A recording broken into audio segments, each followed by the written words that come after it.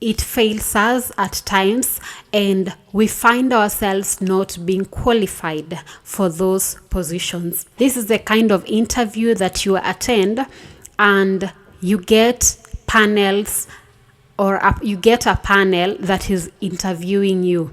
And there is this other one, which I'm referring to as the informal, where you meet the employer directly, pinpointing what I did wrong and what I did right. Hello, my beautiful viewer. I want to believe that you have been good. Welcome to the House of Point, because this is where we say it as it is. From my previous video that I did about the hiking prices of fuel, I've been away for a while, but for good things, of course. And today I'm here so that we can be able to interact and see why is it that employers treat employees the way they do. And what have I been able to go through so that I can be able to make this video for you. So we are going to share, and also you can be able to share the part of your story on what you have undergone through the hands of an employer. Well, if you're an employer, this platform is free for you to comment and tell us how it's supposed to be done. All right. So from a perspective point of view, I have been an employee. I have been able to attend interviews, formal and informal, and I'm going to explain about the difference between the two. But before we go on, I want you to go down there. There's a red button. Ensure that you click on it. It is going to write subscribe so that you can be notified whenever I am uploading new videos. Drop your comment, give a like to this video, and you can be able to share it with someone that you feel the video is helpful. Okay, now let me begin. I was talking about formal and informal interviews. I have been able to be fortunate enough to attend the two of them. So the difference between them, or I don't know how they are called, but I want to put it to put them that way. The difference between the two of them is that when you're having these informal interviews, you are able to go and meet the employer directly, and they take you through the interview process, and you get the answer of whether you have the job or you don't. The formal interview, it is normally where you go and you meet a panel that is interviewing you, and then you'll have to wait to hear from them if you have gotten the interview or otherwise. Well, having gone to the two and having undergone the preparations that are necessary, talk of calming myself down, preparing for the interview, familiarizing myself with the company, getting to just settle down and be ready for the interview. Having done all of those in the formal and informal interviews, I noticed that there is something that I didn't do right. You can be able to point out some of the things also you did in an interview and you saw that they were wrong. So first and foremost, let me begin with the formal interview. So I go into this interview. It was an international company or an NGO, and I get a panel of 5 people. 5 people, so 4 blacks and 1 white, and they interview me, and while they're interviewing me, they asked me if we give you if you got this opportunity, or if you got this chance, and when you're outside there, you find one of the foreigners speaking in their foreign language, what can you do, or what could be your reaction? And I replied to them and I said, I would ask them to speak in English or to speak in a language that is familiar to everyone so that we can be able to understand each other. And that was it. I was convicted that that is what I was supposed to respond. And after going out, the person that had gone in before me, I asked them, did you, I shared with the person, I was asked this and this.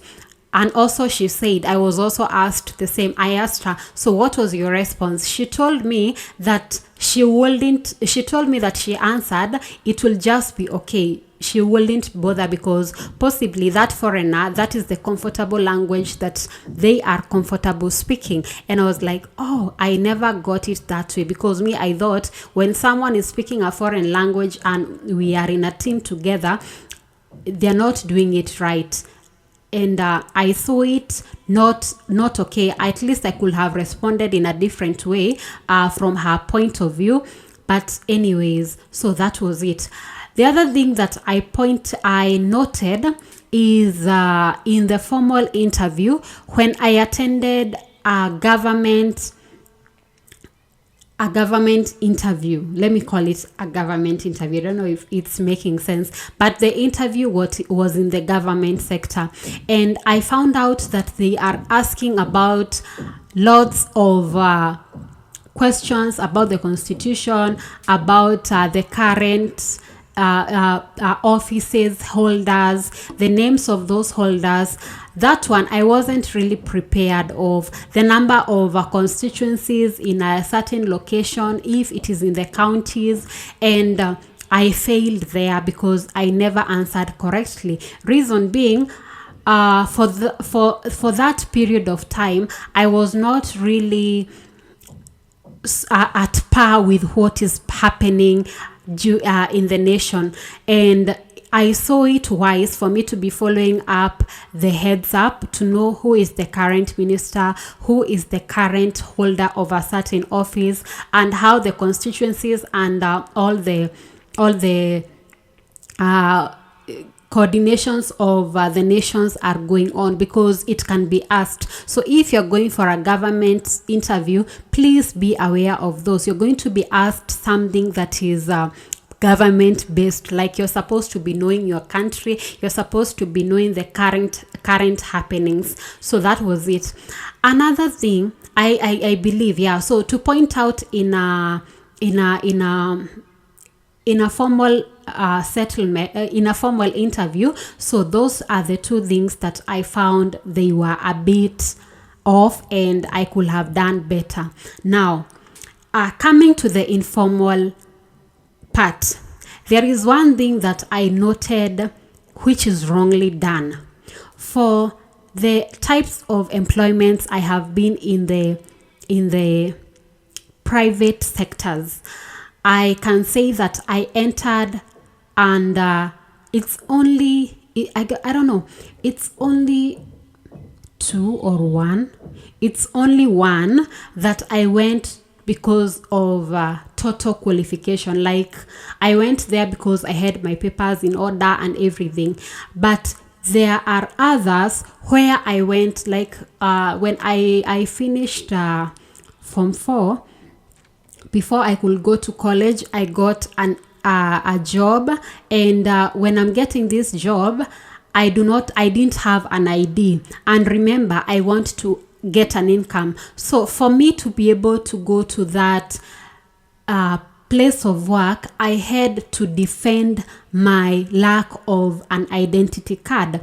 And the person, because he was an elderly person and it was a hospitality area, he gave me chance. So I want you to mark some things here that I'm going to point out. So the first one, I've told you that I do not have an identification card, and I had to explain the reason as to why I do not have this ID, and they listen to my case and I go to work. The second, so I'm pointing out there are not very many. So the second one, the second position in an institution, a learning institution. So I'm going in as I don't want to say as a what, but I'm going in that profession. And so this is a learning institution. So I'm supposed to be taken in by the BOM, isn't it? That is the board of management. But rather, because it is a private institution, I do not go in through the BOM. So I go in through the directors, the directors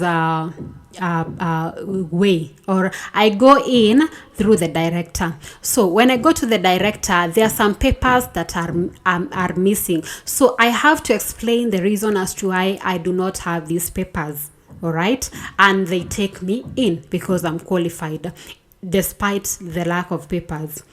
The third one, the third place that I go to work again, I go in because I've been referred to that place by a friend who is working in that institution. And so in the company, I go in and I explain myself.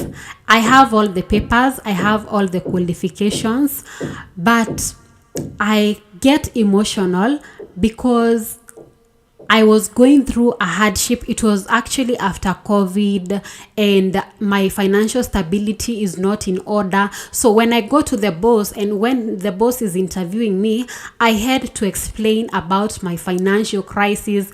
I had to explain about my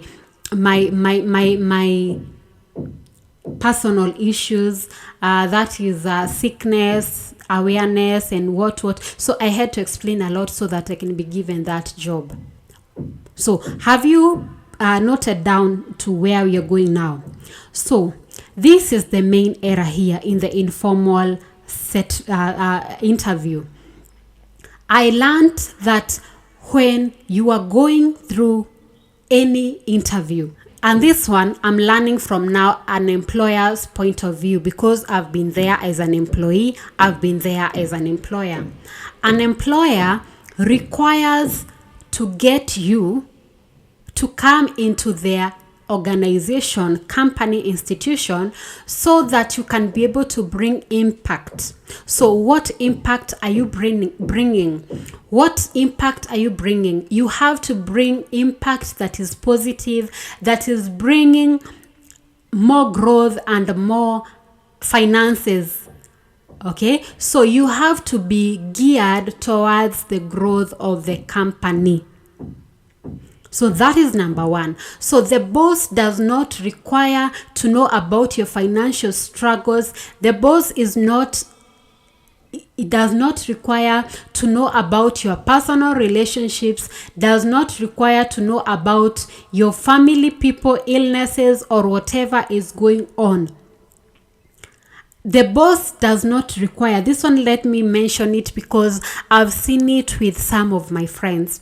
You are medically ill or medically reported ill and you have to work. So every time you want to go to ask for this job, you have to explain about your medical condition. So you find that many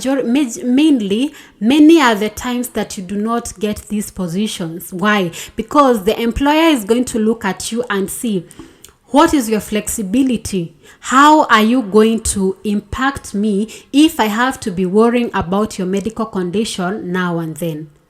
So please, if you are in such kind of a situation, because mainly when it comes to health issues, we are struggling financially and we want to get this job so that we can be able to boost our future and also to get ourselves medical covers, isn't it?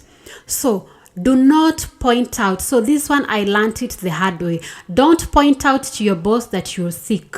Okay, you go to that job, let them know that you are ailing when you're already in that organization. Let them know about your family problems or whatever comes your way when you have already gotten the opportunity. And I'll tell you why this is important. So your boss only wants, or the employer is only intended to have your positive impact to the growth, towards the growth of the company. Nothing more, nothing less. All right. So that is one mistake that I learned and I said, wow. So when I So as an employer now, let me now come to the employer point of view. They view you as a stagnation part of their progress, and because you'll be on and off. So when you're off, who is going to come in for you or stand in for you because you're absent? So that is it. Please let it be noted. So as a consequence of that, this is what happens when you have already shared your sympathetic part of life, because you're going to this job. Remember the 3 examples that I gave you. So I'm going to these jobs from a sympathetic point of view. In as much as I'm qualified, there is some sympathy. Yeah. So this boss gave me the job. Yes, I'm qualified, but they felt sympathetic for me, and they said, let me give her this job. So when you get the job, you're likely to be treated indifferently. Reason being, you're coming in at your point of desperation. You're showing lots of lots of desperation, and you're not here to really work. You're here to get money and go sort your issues. So you're likely to be treated badly by your employer. They're likely to take advantage of you. Why? Because you need to be hurumia. You need to be sympathized with, isn't it? So they don't show empathy, but they are going to mistreat you. They are going to delay your salary. Why? There's nothing you can do. They are going to do every manner of thing because they know you have a need. You need this job. So, excuse me. Having stayed in these 3 informal setups, let me call them informal because I want to believe that you have already understood where we came from. If you decide to stay, or what I saw when I decided to stay in these informal places, my life was a living hell because you have to work to survive. You don't have an option. If at all you ask for off days, you're not permitted because you're told, where you go a lot. So who is going to stand in for you? So you become, or I became, a slave. You become some sort of a slave, which is not okay. You're supposed to go to work. Number 1, you're there for the salary. You're there for money, isn't it? But also you should be there to bring impact. I don't know if I'm making sense.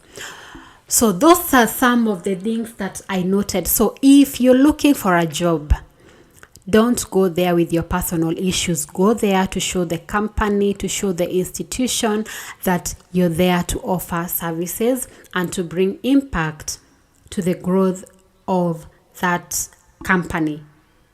Is that up to point? The other thing I could have mentioned,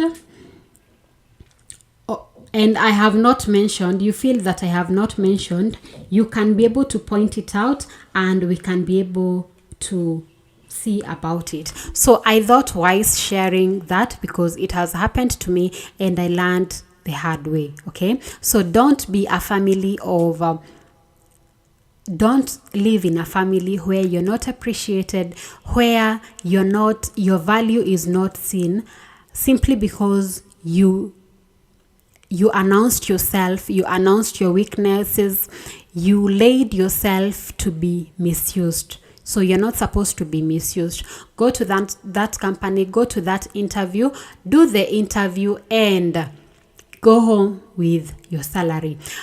The best thing about formal interviews is that you do not get to have as a place to talk about all those shenanigans, about your problems. Everyone is suffering, but at times we become emotional, okay? So in the informal settlements, there is no point of emotions. It is a straightforward question. So tell us about yourself. What is your salary expectation? So when you're giving your salary expectation, you're not going to be saying, I need this salary of 100 to 150k because of ABCD. No, there's no room for that. But the challenge comes in the informal part of the interview, because you are talking directly to the director, to the boss, or whoever. So you're likely to be very emotional. Okay, so please hold on your emotions. They are not needed.